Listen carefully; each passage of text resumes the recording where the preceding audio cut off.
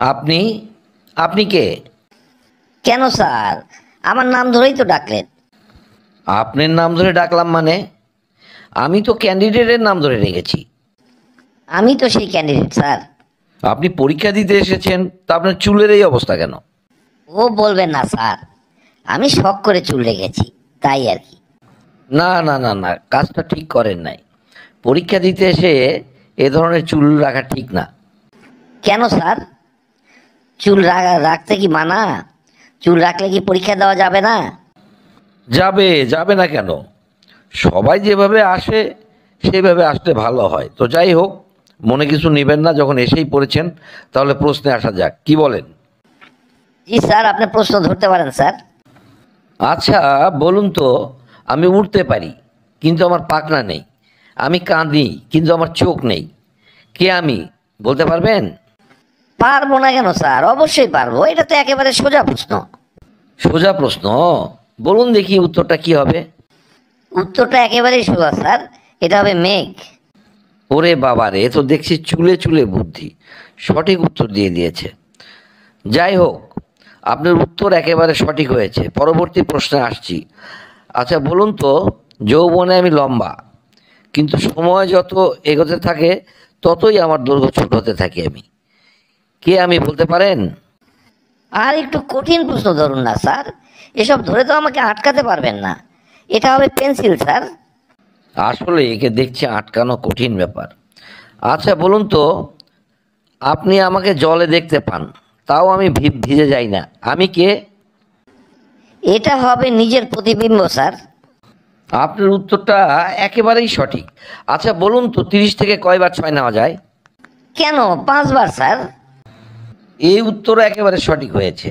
আচ্ছা বলুন তো, মানুষ যখন উত্তেজিত হয়ে যায় তখন তার কোন অঙ্গটি স্বাভাবিক অবস্থা থেকে 10 গুণ বেড়ে যায়?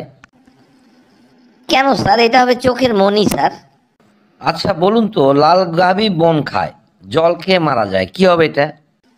একেবারেই সোজা স্যার, এটা হবে আগুন। প্রশ্নের উত্তর আপনি ভালোই দিচ্ছেন, তবে এবারের প্রশ্নটা মনোযোগ দিয়ে শুনুন, কারণ প্রশ্নটা অনেক বড়। ভেবেচিন্তে উত্তর দেবেন। প্রশ্নটা তাহলে বলছি।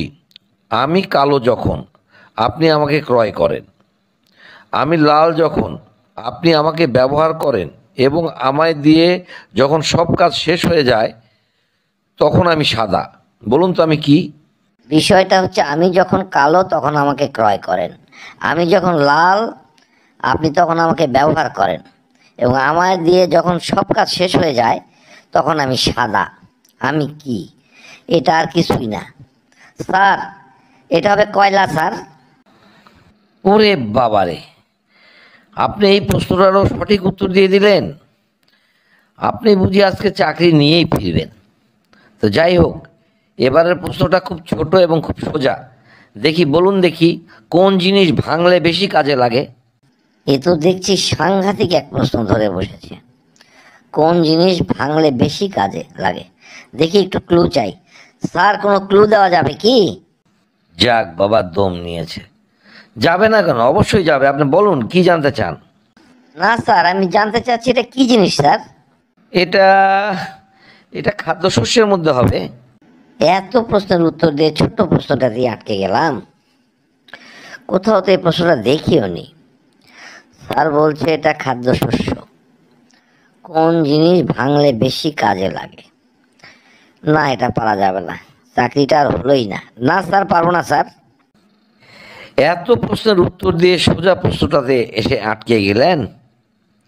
তো যাই হোক, বন্ধুদেরকে বলি, বন্ধুরা আসুন তো কমেন্ট বক্সে যে যে পারবেন উত্তরটা জানিয়ে দিন ওনাকে, কোন জিনিস ভাঙলে বেশি কাজে লাগে। যে যে পারুন এখনই জানিয়ে দিন। সবাই ভালো থাকুন, সুস্থ থাকুন। ধন্যবাদ।